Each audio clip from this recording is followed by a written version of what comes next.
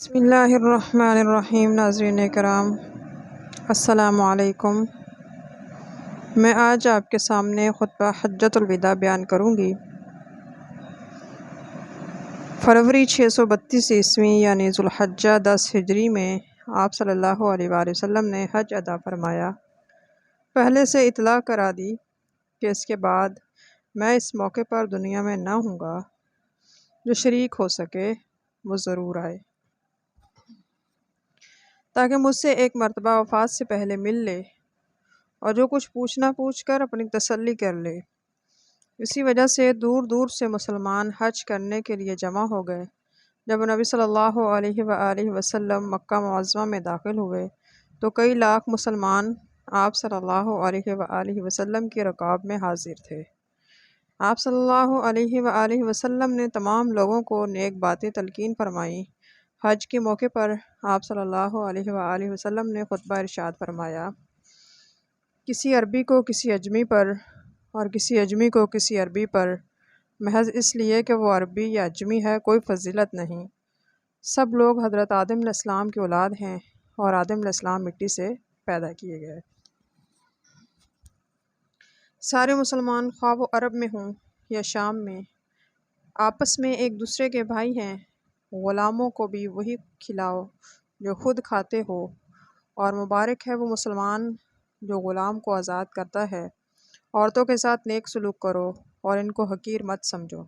جس طرح عورتوں پر تمہارا حق ہے اسی طرح عورتوں کا بھی تم پر حق ہے۔ کسی بے گناہ کو قتل مت کرو، اس سے بڑھ کر کوئی گناہ نہیں۔ دوسرے کی جان اور مال کا ویسا ہی لحاظ کرو جیسا اپنی جان اور مال کا کرتے ہو۔ مسلمانوں، بے شک میں عنقریب تم سے جدا ہو کر اپنے پروردگار سے جا ملوں گا، لیکن ایک ایسی چیز تمہارے درمیان چھوڑے جاتا ہوں کہ تم لوگ یکساں طور پر اس کی عزت کرو گے اور اپنے اختلافات میں اس کی طرف رجوع کرو گے تو کبھی گمراہ نہ ہوگے۔ وہ قرآن ہے۔ مذہب کے معاملے میں اپنی ذاتی رائے سے کمی پیشی مت کرو، جیسے اللہ تعالیٰ فرماتے ہیں، قُلْ إِنَّمَا أَنَا بَشَرٌ مِثْلُكُمْ، سورہ کہف آیت نمبر 110۔ اے محمد صلی اللہ علیہ وآلہ وسلم مسلمانوں سے کہہ دے کہ میں بھی تمہاری طرح ایک مسلمان ہوں۔ اب اس آیت کے ہوتے ہوئے کسی مسلمان کو حق نہیں پہنچتا کہ محبت کی وجہ سے مجھے بشریت سے نکال کر اللہ کے دردے تک پہنچا دے۔ ایسا شخص بجائے فائدے کے نقصان میں رہے گا۔ اسی طرح ایک موقع پر ایک شخص نے کہا، اللہ اور اس کا رسول چاہے وہی ہوگا۔ آپ صلی اللہ علیہ وسلم نے فرمایا، غلط ہے۔ یوں کہو، اللہ چاہے گا وہی ہوگا، مجھے اللہ کے ساتھ کیوں شریک ٹھہرا دیا۔ اسی طرح آپ صلی اللہ علیہ وآلہ وسلم ایک دعوت میں گئے۔ چند بچیوں نے کچھ اشعار پڑھے۔ ایک مصرع یہ تھا کہ آج ہم میں سے ایک رسول ہے جو کل آئندہ کا علم رکھتا ہے۔ آپ صلی اللہ علیہ وآلہ وسلم نے فرمایا، یہ مصرع مت پڑھو، آئندہ کا علم سوائے اللہ کے کسی کو نہیں۔ اسی اسنا میں اللہ پاک کی طرف سے وحی نازل ہوئی کہ الیوم اکملت لکم دینکم واتممت علیکم نعمتی، آج مسلمانوں کا دین ان کے لیے کامل کر دیا گیا ہے اور نعمت الہی ان پر تمام کر دی ہے۔ سورہ مائدہ آیت نمبر 3۔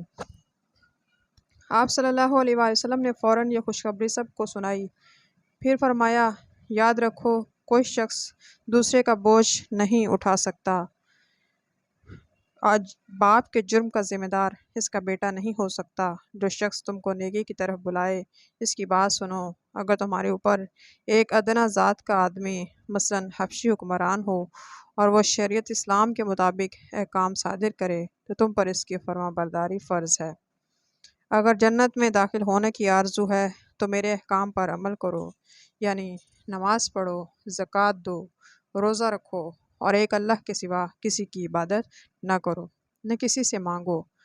حج کے ارکان سے فارغ ہو کر آپ صلی اللہ علیہ وآلہ وسلم نے صحابہ کرام رضی اللہ تعالی عنہما کے ساتھ مدینہ منورہ کی طرف رخ کیا، اور جب صبح کے وقت مدینہ کے قریب پہنچے تو یہ دعا زبان مبارک پر جاری ہوئی، بزرگ ہے وہ اللہ جس کے سوا کوئی معبود نہیں اور کوئی شخص اس کی خدائی میں اس کا کوئی شریک نہیں، حکومت اس کی سزاوار ہے، ساری تعریفیں اسے زیب دیتی ہیں اور وہ ہر شے پر قدرت رکھتا ہے۔